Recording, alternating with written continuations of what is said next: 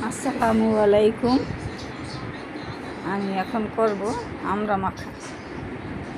আমি কীভাবে মাখলাম আমরাটা আমি এখন প্রথমে শিলা দিয়ে নিতেছি, তারপরে গেট মেশিনে আমি আমরা গেট করে নিলাম।